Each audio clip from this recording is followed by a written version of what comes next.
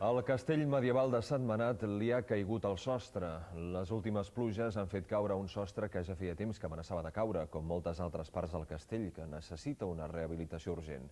Fins ara, les propostes per rehabilitar-lo han topat amb la falta d'entesa entre els propietaris particulars i l'Ajuntament de Sentmenat. Les pluges d'aquests últims dies han causat l'enfonsament de part del sostre del castell de Sentmenat. La caiguda del sostre ha evidenciat la precària situació en què es trobava l'estructura d'aquest castell del segle XI i la necessitat d'una rehabilitació urgent. Les filtracions d'aigua han estovat les bigues que aguantaven el terra d'una de les ales del castell. L'Ajuntament feia temps que coneixia el mal estat de l'edifici i havia avisat el seu propietari, el marquès de Sentmenat. Les autoritats municipals asseguren que la propietat privada del castell impedeix la seva actuació i els actuals propietaris estan disposats a cedir l'edifici si l'Ajuntament fa front a les despeses econòmiques de la rehabilitació.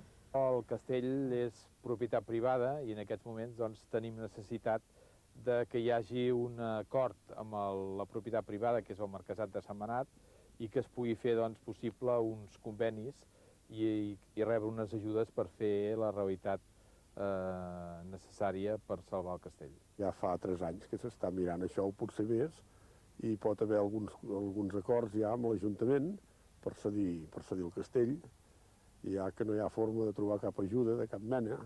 De moment, la falta d'acord entre les parts no atura el deteriorament progressiu del castell, que actualment està habitat per la família Oliver.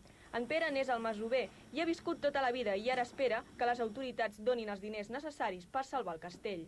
Aviam si entre les administracions, la Generalitat i l'Ajuntament ho poden arribar a lograr i ho poden arribar a salvar, que si no, de fet, serà una pena que una fortalesa així vagi en ruïnes.